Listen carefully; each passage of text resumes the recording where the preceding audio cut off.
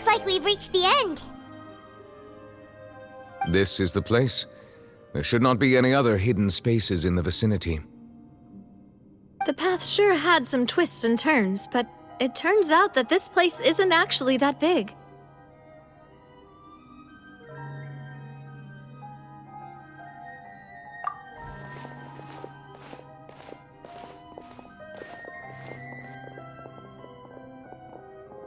Stone slates?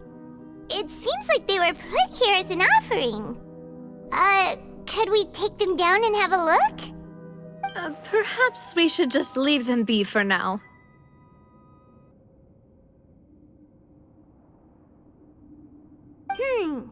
There are 4 locations in total, but only 3 stone slates. The slate that should be in the first empty spot is missing. The surrounding walls also show signs of damage. There's something written below. Let Paimon see. Reason dictates that this nation be destroyed. I shall record the history of its future here in its past. Say what? It feels like someone left these slates and these words here for a purpose. But does he mean that Fontaine should be destroyed? That would fit the circumstances dictated by the prophecy, yes. Indeed, the slate's contents correspond to it. Take the second slate, for example. There's a person kneeling here. She seems so dedicated. And there's a whole bunch of other people behind her doing the same. She's facing this... what is this? Some kind of island in the sky? And is that Lady Farina in the third image? Did the Hydro Archon fall into the water? And is that a ring of people around her? Paimon doesn't quite get it. Are they all in the water? The fourth image. I know this one. This exactly matches the content of the prophecy. The people will all be dissolved into the waters, and only the Hydro Archon will remain.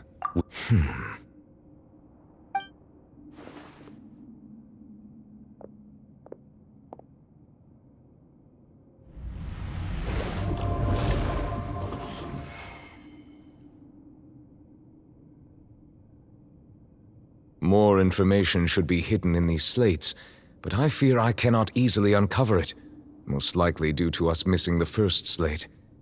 I am very sorry. Don't blame yourself, Monsieur Neuvillette.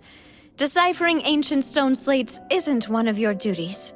Ooh, Paimon's getting the chills just looking at these slates. This says that it's the history of the future, right? That means the prophecy's sure to come true.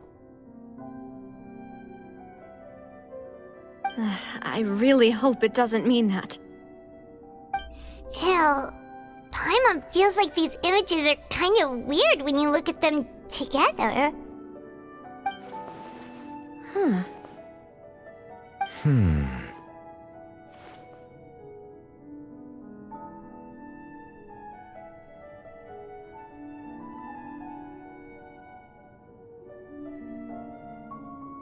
That's right!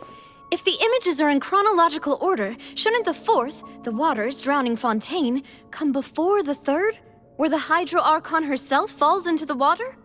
And yet the order is reversed here.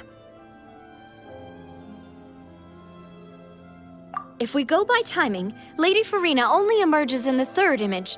That means that the person in the second image might be the previous Hydro Archon. Egeria, then. I had never met her, but her appearance here does match the records. The previous Archon kneeling before the floating island in the skies, as if confessing a sin. Did she herself commit that sin? And if not, why would she be in such a posture? Also, I'm still wondering why these ancient stone slates are here at all. Judging from their contents, could this place be the origin of the prophecy? Does that mean that someone, or some people, once saw these slates? But who would have created these slates and left these words here?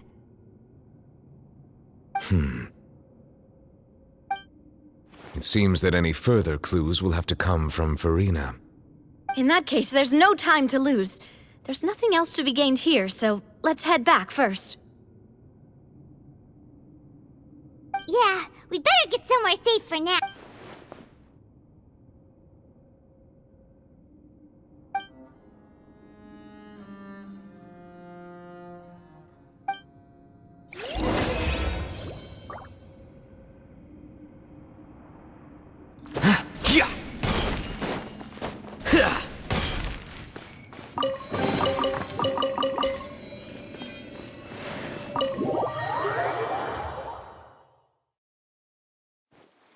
Let's split up here. I'm going to check on what's happening with the Spina. You know how it is. There's some things you just need to be there for yourself. You still have energy for that, Navia? Paimon's already beat. Just head back to the Fluvsandre and have a rest then. Thanks for keeping me company all this time. I'll depart as well. Thanks for your hard work today. Rest well, everyone. Traveler, I will go talk to Farina tomorrow morning to ask about the stone slates. I'm sure that you're concerned about this matter as well. If you have time, drop by my office. I will share the results of our discussion with you.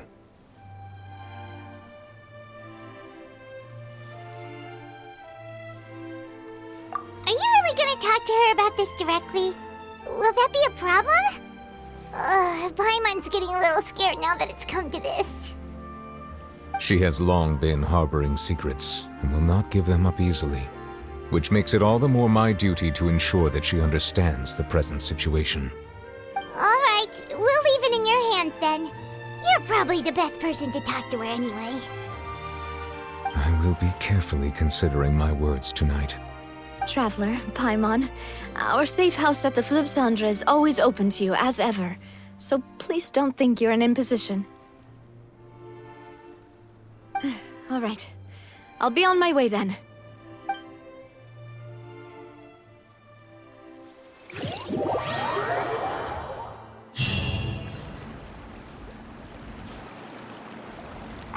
We're finally back! Welcome back. We've got a special menu prepared for you two tonight. Yay! And there's good food too! Navi, no, the boss is the best.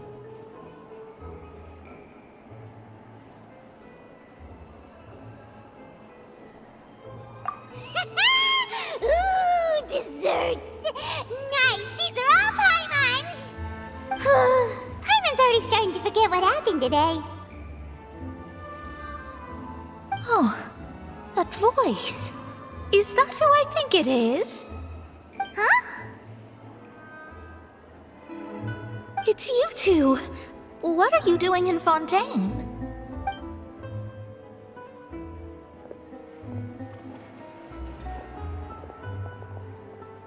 Mona?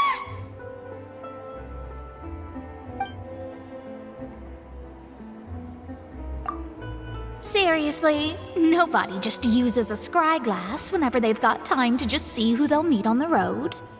Still, we didn't expect to see you here. Wait, you're not a Fontanian, are you, Mona? Well, I have some business to attend to here, so I booked a hotel in the city. I was just out for a stroll when I bumped into you. Quite. Why did you think I was from Fontaine, though? Is that because Magistus doesn't sound much like a Mondstatter surname? Yeah, let's go with that. Well, I used to have my own surname, which was, well, some other thing. Either way, the old hag told me when she took me as her disciple that the first step to being a great astrologist's pupil was to change that name. There was nothing for it, really. She really is amazing at astrology, so I changed my name to what it is now according to her wishes. To my surprise, however, Magistus is not the name of some ancient house or clan. It isn't? Nope. Although it is used by us in place of surnames, it generally just means great. Wow! Imagine including a boast in your name. Wait, are you gonna have to put that into your genealogy as well? I reckon so. In any case, I'd give my disciple a name like this as well, if I were to take Astromancer Barbeloth Trismegistus. Whoa, that's a long one. Does it also mean great or something? My name means Mona the Great Astrologist. As for the old hag, hers is, in plain speech, the thrice-as-great Scholar of the Stars. Just take it as a title specific. Thrice as great? That's so... I know, right? That's just how she is. She used to call herself Magistus, actually, but when she took me in, she changed. Talk about excessive. Magistus is thus the calling card of our school, so to speak, which makes it about the same as a surname. It's all right if you don't get it. You can look into it further should you need to study astrology more deeply. That sounds terrible! Ugh. But anyway, you're not Fontanian, are you, Mona? You're from Mondstadt, right? Well, I was born in Mondstadt, yes. My parents migrated to Dorman Port, and I traveled with the old hag for a while. Oh, that's a good thing then. At least we know you won't be dissolved. Speaking of that, I'm sure you're aware that a bunch of things have happened here in Fontaine, right? I know you're not a local, but I'd avoid getting too close to any water that looks strange all the same. There's something ominous about it. Well, the water, I mean.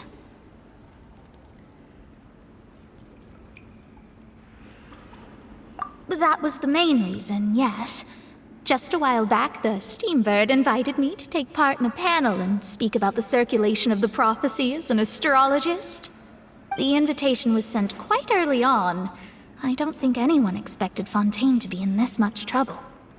What do you make of that prophecy, Mona? Just tell us what you think as an astrologist.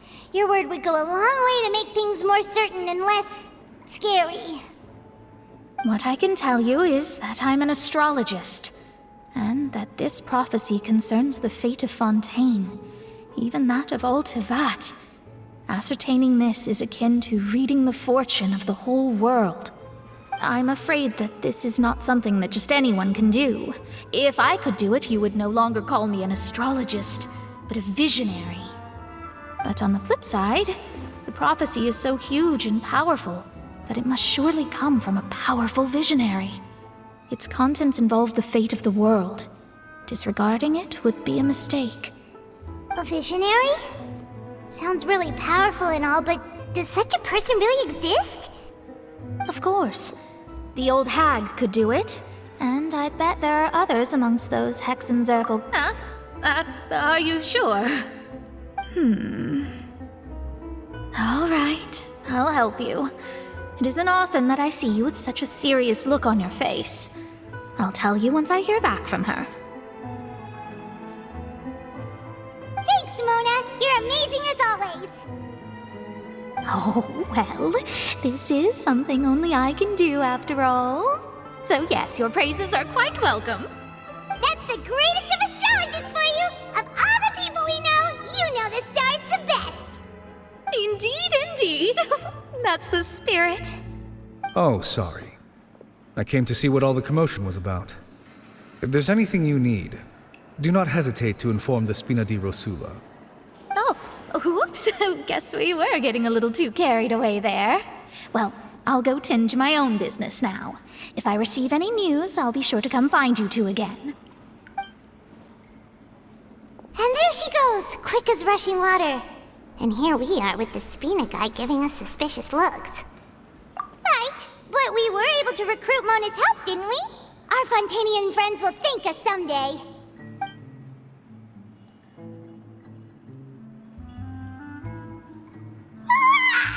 Good morning. To be honest, I'm still feeling kind of sleepy. But it's time to get up, traveler. We agreed to go see Neuvillette, so let's pack it up and get going.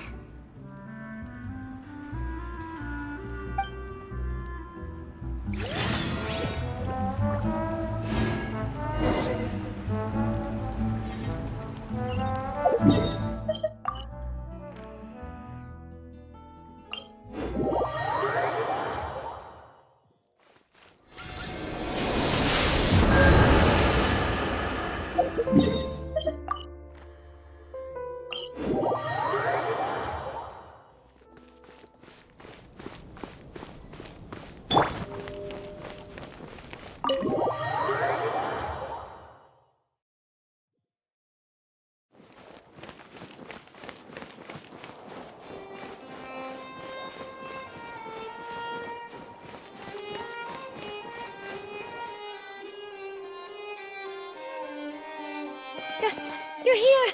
Finally! Is something wrong? Monsieur Durvalette and Lady Farina, they seem to have gotten into a dispute. Please go see for yourself.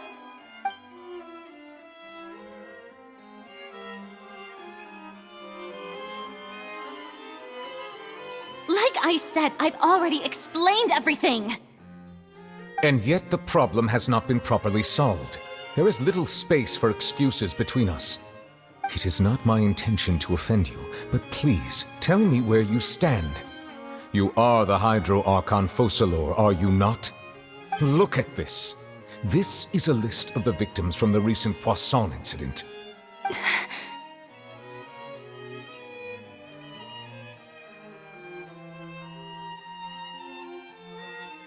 You mean... they're all...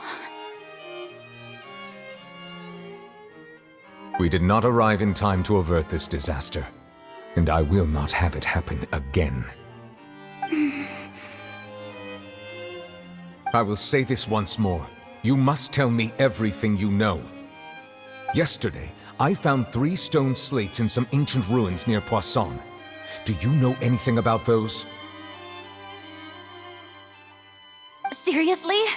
You're questioning me like this is a court case now. I don't know anything about that. But you found them in some ancient ruins, you say? That's correct, which is why I came to ask you some questions. There should have been 4 slates, but one of them was missing. The other 3 featured different images that seemed to correlate to the prophecy. The prophecy? The second of these slates depicts the previous Hydro Archon Egeria kneeling before a floating island in the sky, as if confessing something. Do you know nothing of this either? I don't. I've never seen such slates. I'll ask you again. Do you really have no information regarding the previous Archon? My deciphering of the slates indicates that the Hydro Archon Egeria once had to confess to, or apologize for, a certain sin. If anyone would know about it, it should be you. All gods don't have the same secrets, you know. She was herself and I'm me. Is it really so strange that I know nothing? I understand your concerns, but I'm sorry. I just don't have anything to tell you. Forgive me for saying this now, Lady Farina, but I have long known of your various secret investigations into certain matters. There are several indications that you have been investigating the prophecy on the sly. This is not strange in itself, considering that you are the Hydro Archon. But it is strange that you should also claim to not know any of Egeria's secrets, as well as do nothing following your inquiries. You have never been as superficial as you have presented yourself to be, nor are you a fool. And yet, your behavior is very inconsistent.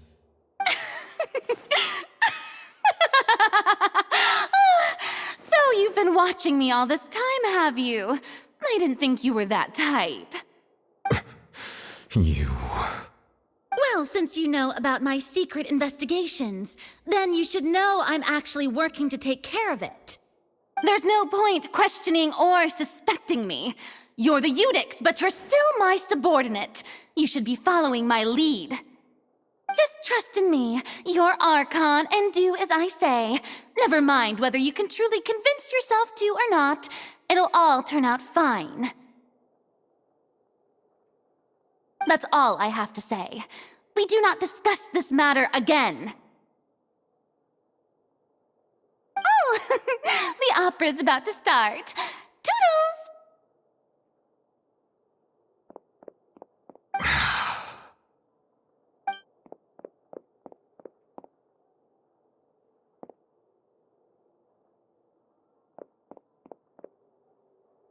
Did Farina not notice us standing by the door? Wonder what's up with her. She was smiling. Huh. She didn't seem in the mood to care if we were listening in or not.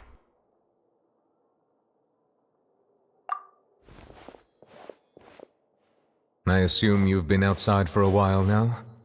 Oh, you noticed. seems Farina didn't even realize we were here. She was in a great panic, though I cannot discern the reason. Our discussion reached impasses time and again, a state of affairs that we cannot allow to continue.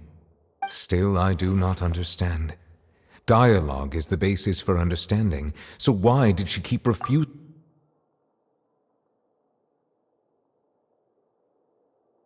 Everyone in her inner circle has noticed that she is hiding some secret. The issue is her attitude. I fear that she will not reveal anything unless absolutely forced to. We may have to create a situation in which she will have no choice but to speak.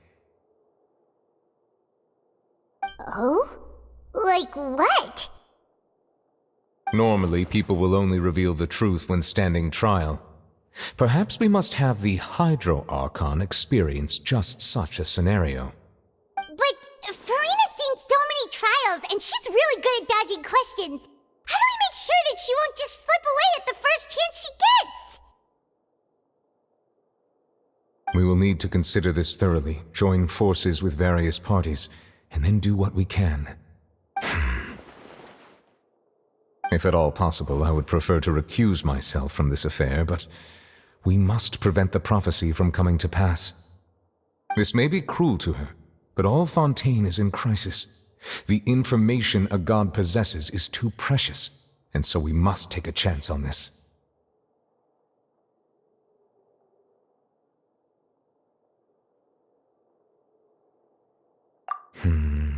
But who will lend us their aid to do such a thing?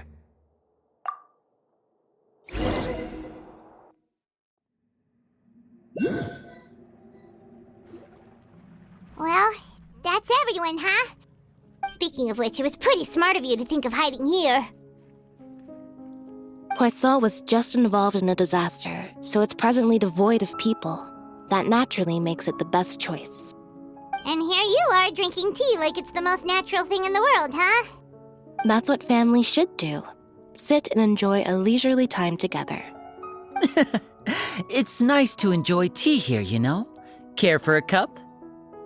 Lend me your ears, everyone.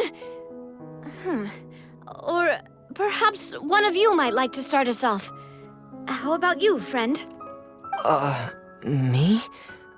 No, I don't think I can. Then, how about you, good sir? I fear that I will cause the mood on this boat to become as somber as it is in court. Well then, I guess we're lucky we've got a local like me to organize things. Wonderful, the spotlight at last. I guess I'll be facilitating things from here. That was a little long-winded, don't you think? Oh, you might be right. Anyway, to cut to the... As for what that is, well, let's start by saying that we'll be pooling our efforts together. Oh, how intriguing. Well, it's just an Huh? Didn't you say that you would be facilitating this? Oh, come now. Your work doesn't involve much public speaking, right? This is a good chance to practice. You might even pick up some fancy oratory tricks to impress your boss with in the future. I see. And He is glad that you consider him your boss. Do go on.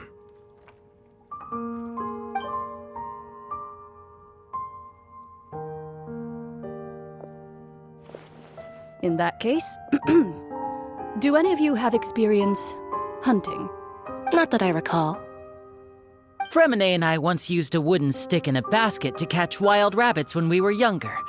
As for Lynette, oh, right. You were sick that day, weren't you?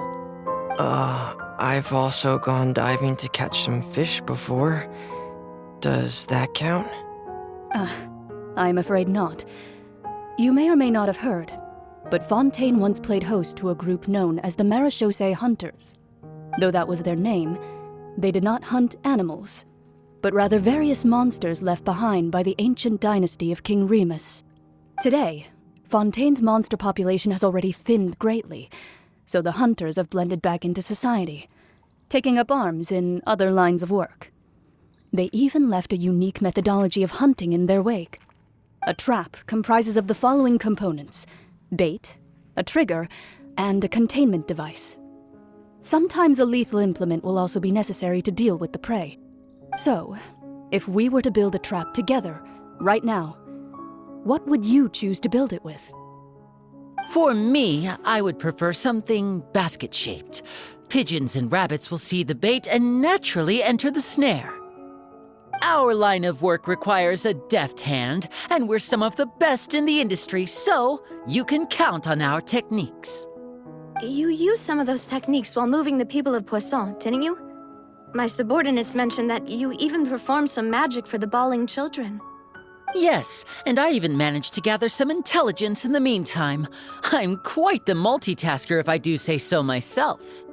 I'm afraid I can't claim that as my strong suit. I prefer more stable methods, like placing bait in the water and waiting for the fish to come within reach. That's the kind of method I would count on. Calm and steady. Exactly the kind of person who would catch loads of fish. And I can be their assistant. With discretion, I'm sure. I'd probably use some sort of mechanical animal. Papa once bought me some small clockwork squirrels, mice, and such. When placed in the forest, they can attract others of their kind. I remember that you liked those too, didn't you? I did. And that would be a good way to go about it. If they're realistic enough, animals of the same kind will follow them all the way to the trap. What about you, Monsieur Neuvillette? I fear I do not have any related experience. That makes sense. You usually solve problems directly, without the use of any such tricks.